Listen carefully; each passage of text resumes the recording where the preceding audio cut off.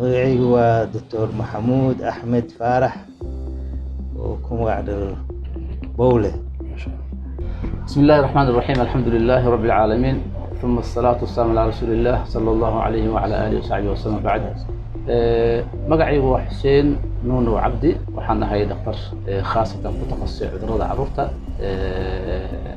COVID-19 waa cudur ku dhaca xayawaanaadka marmarna u soo gudba dadka bini'aadamka ah. waa cudur maaragtay sidii hargabka caadiga ah laakiin marmarka qaarkoodna xumaada oo u gudba sanbabaha oo keena bronchite wax la dhaho yani iyo pneumonia oo yani pulmonite isagana keena u gudbaa. laakiin markiisa hore waa cudur sidii hargabka ah waa flu disease oo kale. xanuunka la yidhaahdo coronavirus oo ah xanuun muddo badan aan hadalkiisa aan haynay oo waxyaabo badan ka bixinay. marka coronaviruska ayaa wuxuu yahay xanuun uu keeno virus asalkiisina wuxuu soo baxay waqtigan December 2019 saasaa loo magac daray coronavirus ama COVID-19 waa disease-kan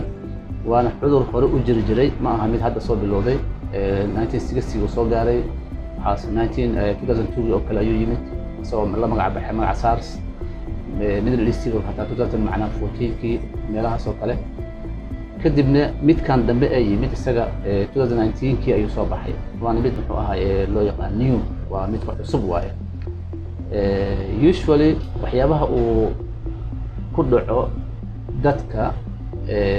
ayuu ku dhacaa asalkiisana wuxuu naga soo gaaray magaalada Wuhan dalkan la leeyahay China. dhicitaanka marka uu xanuunkan uu keeno waxaa kamid ah waa viruskuna waa nooc kamid ah noolaha Ilaahay abuuray subxaanahu wa tacaala. viruskuna waa wuxuu leeyahay inta badan waxaa loo kala yaqaanaa virus oo RNA wato ama DNA wax la yidhahdo wato. marka kan annaga hadda ummadda dhibka dhan u geystay halkan waa nooca RNA-da ah waa bahdaas uu kamid yahay familkaasi.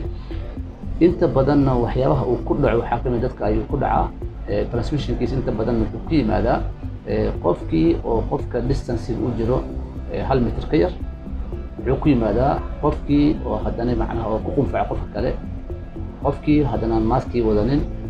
marka intaasoo idil transmissionkii oo ku imaanayay macnaha qunficii hindhistii iyo wixii lamid ah iyo taabashadii qofka uu lacalla uu qofku meel uu taabtay oo kale qofka xanuunka qaba kadib qof kale uu ka damaado uu taabtay oo kale waa dhacda idan saas oo kale. marka saa darteed marka uu ugu horeyso xanuunka kan marka uu ku dhacayo qof bini'aadamka meelaha oo sida gaarka ah uu interesting u sameeyo ku dhaco waxaa ka mid ah qaybta dheefmareenka ah neefta. marka waa saa darteed waxa uu dhib u geystaa viruskan maadaama uu wato sida kaadhka hoteelada lagu gala camal ID wuxuu wataa oo ku yaqaan uu ku dhex geli karo oo xilka dhan kala wareegi karo macnaha unugyada Ilaahay subxaanahu wa tacaala uu ka abuuray qaybtan oo neefmareenka ah. marka qaybihii ayuu dhex degaa unugii ayuu ku dhex buuxsamaa wax alla wixii marka oo proteins ah iyo nolol u baahnaa wuxuu ka qaataa unugii kale oo qofka hospitalka ah oo qofkii bini'aadamka ah ayuu ka qaataa. wuxuu la wareegaa command of the chief camal wuxuu la wareegaa amar wuxuu ku bixinayaa go'aankii oo dhan unugii dhex gala ayuu bedelaa isagana marka meesha awoodiisa ka taliya. waayo horta waa hargabka oo kale waaye qof walba ku dhaca ka dhici kara da' kasta leh.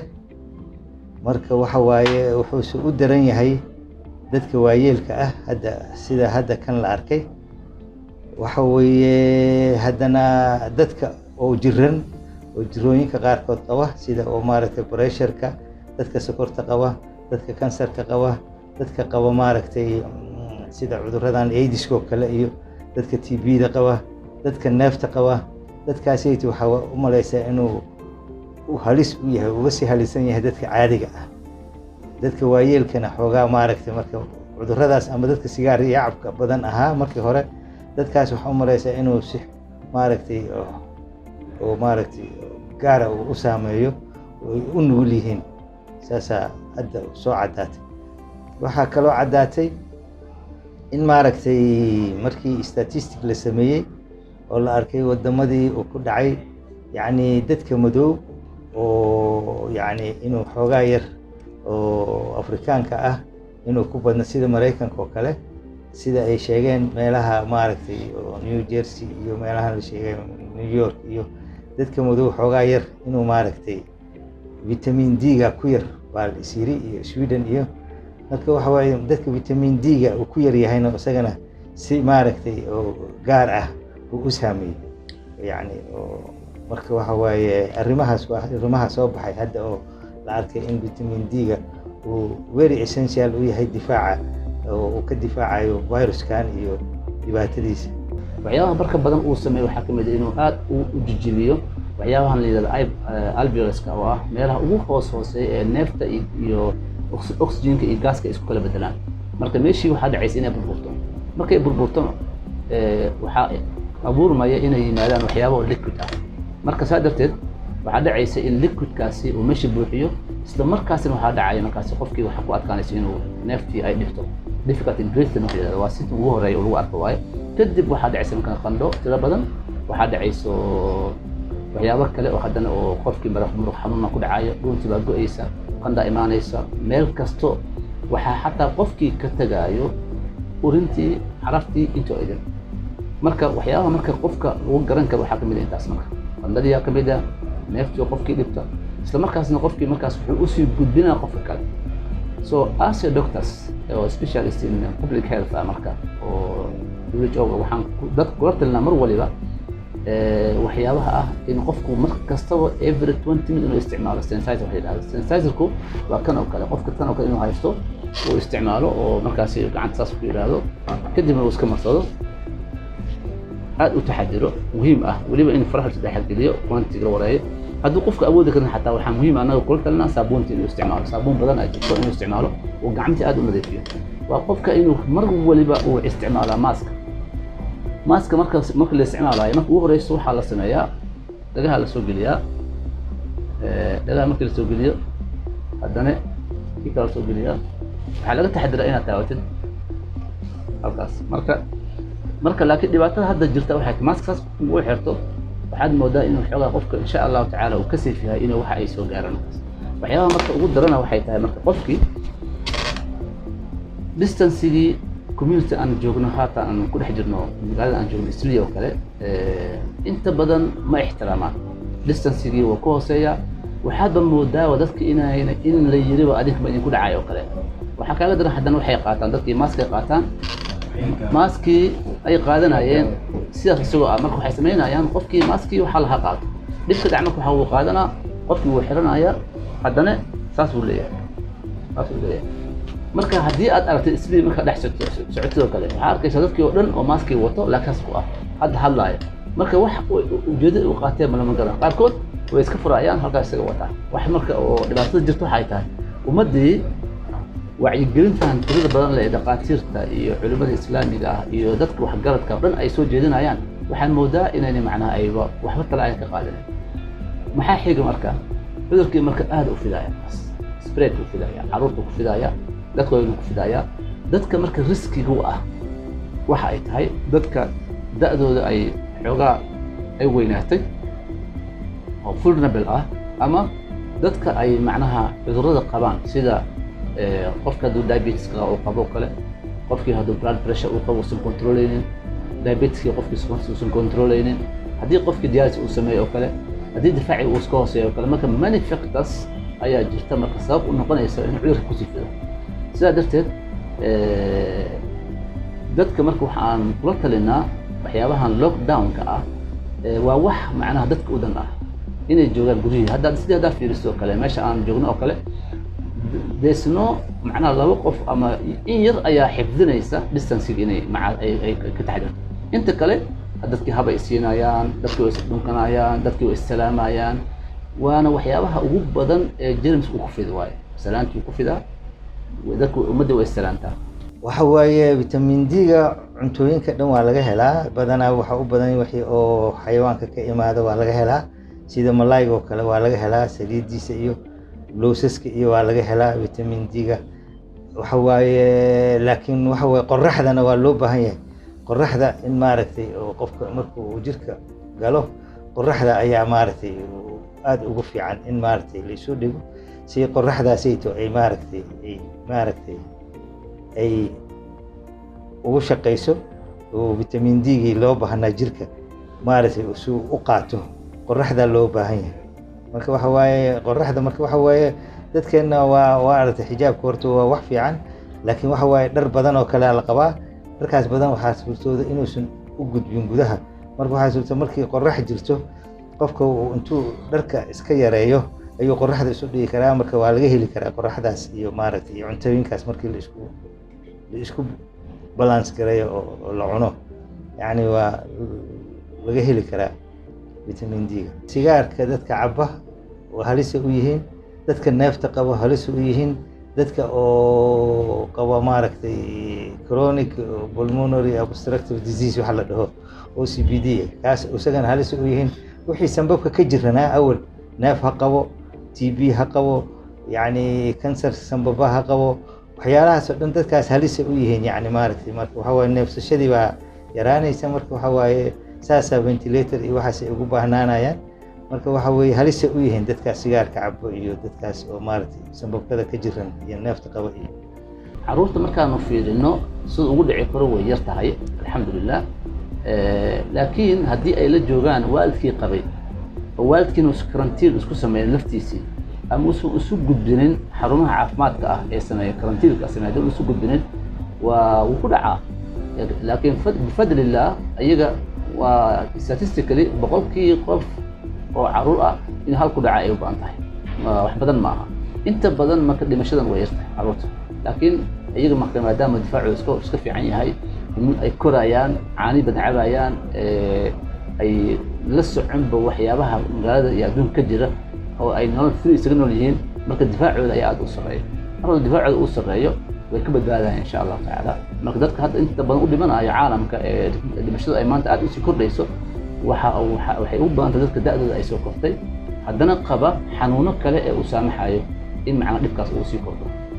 waxa weeye horta cudurkan waa cudur aad u fida. cudur waxa waaye wuxuu ku fidayaa taabashada, wuxuu ku fidayaa hindhisada iyo qufaca, wuxuu ku fidayaa maaragtay isu dhowaanshaha. marka waxa waaye la ogaaday inuu 2 usbuuc gudahood qofka uu ka soo bixi karo. maanta haddaa qof adiga jiran aad la kulantid maaha isla markiiba inuu kugu soo boodayo, waxay qaadanaysaa 2 weeks symptomihiisu kugu soo baxo. 2 week baa ugu dheer intay qaadanayso. marka in la karantiino dan baa ku jirta. haddii kale waxa weeye hal qof wuxuu qabanayaa, wuxuu qaadsiin karaa ciddiisa keliya maaha. hadduu xataa meeshuu kasoo adeeganayo iyo hadduusan iska dhowrin, meeshuu ka shaqeeyo hadduusan iska dhowrin oo aan laga xirin, waxaa suurtooda inuu maaragtay cudurkii sii faafo. marka cidda keliya ma ku ekaanayso, waxay ku ekaanaysaa haddana magaaladu dhan bay uu gaarsiin karaa. yani intii uu la kulmay isagoo qabo buu gaarsiin karaa. sidaas daraaddeed bay waxay u tahay wax lagama maarmaan ah in qofkii lagu arko oo contact la sameeyo qof jiran in la xiro oo 2 usbuuc la karantiino. waa wax meesha ku jira oo loo baahan yahay oo aan laga maarmin. marka waxa waaye lama sii deyn karo oo bulshada laguma sii deyn karo. iyagana lama dhihi karo dadkiina ma qabaan cudurka ilaa 2 usbuuc ma ka soo wareegan. 2 usbuuc markay ka soo wareegato unbaa la ogaan karaa qofka inuu wax qaadsiinaynin iyo inuu qaadsiinayo. teeda kale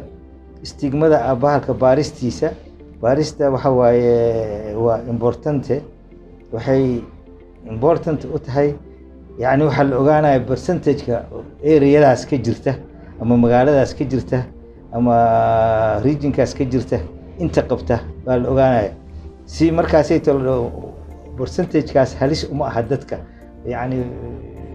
waa lagu soo dhexsii deyn karaa oo shaqadii waa loo furi karaa. haddii la arko laakiin inuu percentage-ki badan yahay oo dadkii qabay ay badan yihiin meesha ka soo baxdo, markaas waxa waaye muddadii waa lasii dheereynayaa meesha karantiinka ay ku jiraayeen waa lasii dheeraanaya. marka waxaa la rabaa in la is ilaaliyo. qofkii lagu sheego uu maaragtay iyo ciddiisaba inay maaragtay ilaaliyaan si maaragtay dhibaatooyinka badan oo uu leedahay maaragtay karantiinka si dhaqso ah looga baxo. haddii kale waxa waaye wuu sii soconaa waxa mar walbaba haddii aan la iskontaroolin oo aan la iskala xayirin. ka dhaqaatiir ahaan, ka culimo ahaan, ka waalid ahaan talooyinka annagu aanu mujtamaca u jeedinayn waxaa ka mid ah please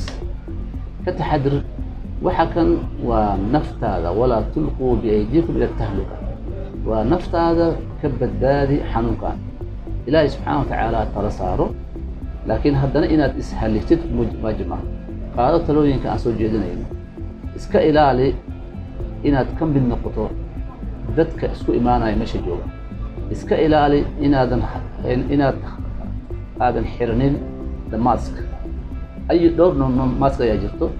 qaar qaali ah qaar dhexaad ah N19ka ugu fiican laakiin haddana qofka inuu xirto wuxuu ku fiicnaan karaa markuu xirto wuxuu samayn karaa neeftadu afuufo oo kale ama jansiirkan oo siyaarka wax kale shidi karaa geedka u xiran haddii markaas uu afuufo ay hawada ka soo bixi kareen markaas safe waaye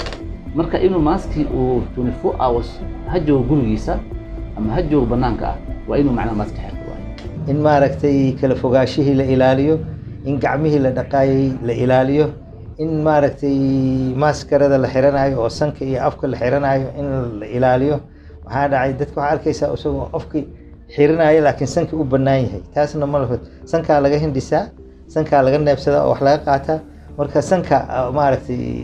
halistiisa way badan tahay in labadaba loo xiray noqonaysaa inta oo maaragtay adduunka waa ka dhici jireen epidemiyaashan oo kaleeto fuluyaashan kale hore usoo mareen dad badanaa ku dhammaan jiray waxaa u malaysaa teknolojiyada iyo hadda inay maaragtay ka sarreyso waxyaalihii helidooda inay maaragtay ka sahlan yihiin waaga horeeto oo la heli jirin marka waxaa fiican in loo hoggaansamo oo la ilaaliyo arrintaas haddii arrintaas la ilaaliyo oo ah kala fogaanshaha in mar kasta uu ku dadaalo sanitizerka inuu isticmaalo muhim dhexgalka inuu yareeyo haddii lacalla saamax Allah qofkii waxaa dhacday wuu ku dhacay waa inuu qofka haddana joojiyo imaatinka dadka oo martida ah ee guriga soo booqanaya inuu total istaajiyo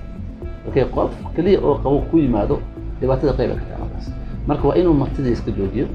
waa in macnaha duruusaha guriga ka socdo oo dadka oo imaanayaan oo kale uu yareeyo ama joojiyo online cidda ku baran karto waa okay marka family kasto in iyaga isku koobnaadaan gacmaha dhaqidooda yani qofkii jiran oo gurigiisa isku karantiina oo intuu yani kasoo boskoonayo oo gurigiisa ku jiro waa wax important ah haddii marka la saamax Allah ay dhacdo familkii mid kamid ah xanuun sawirta oo kale oo isku arko kale urkii oo waayo qanda badan muruq xanuun qunfac teeda kale cudurkaanayto cudur oo dilaa oo waayahay laakiin waxa waaye 80% dadka waxa waaye wuxuu ku marayaa isagoo qofka dareemin hal cudurkii waa qaba laakiin wax jirra kuma qabanayo wuxuu noqonayaa nin oo sida caafimaad qaba ah 17% jiru ku qabanaa waxa aad u wanaagsan laba option inuu mid qaado option ah inuu systemka caafimaadka wargeliyo oo marka iyagu xaalkiisii uu dhiibo si uu ummadda wax u sameeyay option kale waa inuu guri qol ah kamid ah uu isku soo xiro uusan 14 days uusan ka dhex bixin ilaa symptomiga iyo calaamooyinka uu isku arkay ay ku baaba'aan waxaa marka sabab u noqonaysa markaas waa inuu isticmaalo dawooyinka anti pain killerka ah isticmaalo paracetamol inuu isticmaalo waa inuu isticmaalo waxyaabaha dadka qaarkood waxay sameeyaan daawad oo kale waa ogolnahay cidideesa ma jiraan dad waxay sameeyaan qaar is uumiya qaarka iyagoo maraqa iyo sanjabiilka iyo waxyaabaha aad u kulkul isticmaalayo kale way tala fiican yihiin way kaga bogsadaan jirrada ku qabto waxa waaye haddii uu arko inay naftu gurigu isku ilaalinaya gurigu joogaya wuxuu iska cunayaa maaragtay wixii oo xanuun baabiye qufaca wixii loo cabaya allergy hadduu ay allergiga uu daawo allergy uu qaadan karaa daawo oo xanuun baabiye uu qaadan karaa wixii yaala kaleeto oo annaga ay sunnada iyo noo sheegayso oo la qaato oo geed kuleel iyo waxaas hadduu rabo iska qaadan karaa haddaynan dhibaynin laakiin waxaan rabaa inuusan dadkii dhexgelin muhiimadda ugu weyn waxay tahay in adiga difaacaaga uu aad u koreeyo hadduu difaacaaga uu soo xoogaysto uu soo kordho way adkaanaysaa markaas in macnaha oo cudurkii kugu sii jiro marka haddii marka karantiil uu asiga isgeliyo uusan guriga ka bixin oo qolka aan loo soo gelin isna uusan u gelin ayaga uusan kun la yeelanin suuragal waaye in macnaha cunada la soo dhiibo oo kale waa muhiim waaye waxyaabahaas laakiin aan sheegay inuu badsado ayaa aad wanaagsan difaaciisa u soo kordho qandajibinta uu ku dadaalo haddii markaasi ay dhacdo neefta aad u dhibto oo kale ay suuragal u noqon weyso inuu gurub soo jiro markaas qofka waxa ku qasban yahay inuu usoo gudbo xerooyinka kale si markaa oxygenkii iyo wixii loo siiyo insha Allah tacaala waxaa soo haray 3% ama 2 ama 3 baa u dhimata dadkaasna waa u badan yihiin dadka jirri hore u qabay oo ama asma qabay kansar qabay sanbabka ka jirana TB ku xumaatay waxyaalahaas oo maaragtay laakiin malakamoodnan waa iska imaan karaa qof aan waxba qabin oo maaragtay oo iska dhintay oo cudurkii markii uu dilay waa suurtooda waxaana la isku raacay xataa inuu infection badan oo sanbabka ku sameynayo oo xataa uu maaragtay xididada dhiigga yaryar oo xirxirayo oo maaragtay qofkii uusan maaragtay neefsan kareynin markaas u baahanayo in neefti laga soo saaro xididadaasayto oo xirmay oo dhiigga ku xirmayna wax ka furfura iyo waxaasayto marka saddexdaas aad u jiran inay takhtar la xiriirto oo maaragtay takhtar loo geeyo isbitaal la geeyo guriga lagu haysan baa fiican laakiin inta kaleeto oo 80% iska caafimaad qabo oo cudurka laga helay laba satimaan ka bacdo ka soo baxaya dibadaha xataa dadka haddaad la hadasho hebel waa laga helayo guriga qofkii tiisi gashay unbaa tegaya laakiin waxa waaye in la ilaaliyo iyadana aan la sii fidin qofkii wuu sii fidinaya laakiin caafimaad uu qaba 8% 17 xoogaa uu xanuunsanaya bronkitis iyo waxaas ku dhacayo daawo u baahan yahay 3% waa u dhimanayaan cudurro kaleeto oo saacideynayo oo qofkan dadejinayo ayuu qabaa marka waxaan kula talinayaa in la is ilaaliyo wixii nala farayna aan yeelno oo ahayd kala fogaashada gacmaha dhaqidooda darishadaha in la furo guryaha haddii qofku uu qufacayo uu joogo dadkii kaleeto in maaragtay qofka xataa ciddi uu joogo uu iska xayiro kuwa kaleeto caruurta iyo waxaas hadduu arko inuu isaga qufacayo tacbaan yahay inuu qol kulligiisa isku xiro wixiisa loo geeyo ridda loo dhigo oo aan la hagareen oo aan dadka dhan ay u tegin oo ay ogaadaan meeshii haddii la hubsadana waaba la hubsada haddaan la hubsanayo waxa ula ekaadaanna inuu is ilaaliyo laba usbuuc haddii wax badan maaha waqtiga waa ordaya markii waa dhamaanaya in waxaa la rabaa oo la dul qaato oo la sabro marka dadka waxaan ku talinaynaa inay qaataan awaamiirta iyo macluumaadka ay culimada islaamkuna ay siiyeen iyo dadka dhakhaatiirta ah ee iyagu sidoodaba khaas ku ah xanuunadan oo kale inay qaataan haddii laakiin la qaadan waayo maxaa dhacaya marka dhibka aarteen baa ka imaanaya hadda maanta sidii aan joog lockdown baa la galay meel kasta waa la xiray cid is socon karta ma jiro wadamada caalamka ah iyaga waxa weeye waxay suurageliyeen qofkii in gurigiisa wax lagu geeyo laakiin hadda meesha annaga aan joogno wax ka suurageli kara maaha taas marka dhibaato way sii badanaysaa marka cudurkani waa dhibkaas iska haystaa waxaan musiibo wey ilaahay labari subxaana wa tacaala xalaawadii macnaha hataa ramadaankii xataa waa ujeeday gurigii macnaha lagu soo xiray marka gabagabadu waxa ay tahay ummadda shacabka Soomaaliyeed meel kastoo ay joogaan barnaamijkan fiirsanayso inaanay u qaadan wax fudayd ah inaanay fududaysan xanuunka waa inay u qaataan si sax ah inuu yahay xanuun dilaa ah kana taxadiraan kuna dhaqmaan dhammaan talooyinka soo faa ay culimada macnaha ku taqasusay dhaqaatiirta ah ay warkooda maqlaan ayna fududaysanin inaanay macnaha walaalkood kale ee xanuunka aanan qabinna inaanay u gaarsiin haddii xanuunka adiga aad qabtid oo kale oo ilaahay subxaana wa tacaala kugu fitneeyey dad waxaan maqalnaa dad kale macnaha ku talagalaya inay gaarsiiyaan maadaama ani aan wuxuu leeyahay adduunkii baan ka tegaya yaan la joogin oo kale wax noocaas oo kale marka xaastinida noocaas ma fiicna hadday xanuunku ku haleelo meesha aad joogtid joog haddii oo xanuunka magaalo kale lagugu sheego ha aadin xanuunka meesha uu joogo mujtamaca joogana waa inay joogaan ilaa ilaahay subxaana xal ugu keenaayo haddii aanay safarre ay totally safarka ayaa mamnuuca safarku waa mamnuuc waa in la joogaa ilaa iyo xaalkan qof walba meesha joog ilaa xaalkan uu iska bedelayo oo arrinkan uu dib isu soo noqon doono insha Allah waan dhacaysaa xanuunka kan ma inuu iska socon doono sanooyin ma aha bilooyin badan ma socon doono laana mar waliba xanuun kasta oo yimaado bilowgiisii wuxuu ku socdaa macnaa si aad u xawli ah laakiin mar waliba uu socdo wuxuu gaari doonaa meesha ugu dambeysay uu gaari lahaa wixii ka dambeysay waa soo deegtaan haatan waxyaabaha aan qiyaasayno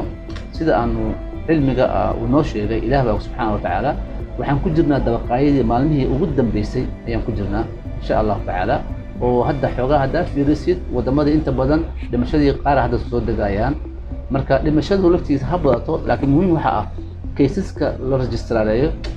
maxaa la arkaa in hadda caalamka xoogaa ay soo yaraanayaan laakiin hadda africa isleeyey soomaaliya aad buu u tala saareeyey haddaad soomaaliya joogtid please dhakhaatiirta wacyigelintooda ee wasaaradda caafimaadka onlinada ay ku wadaan maqal qaado ku dhaqan insha allahu tacaala هذه وبالله التوفيق ان شاء الله. هذه مهندسنتهي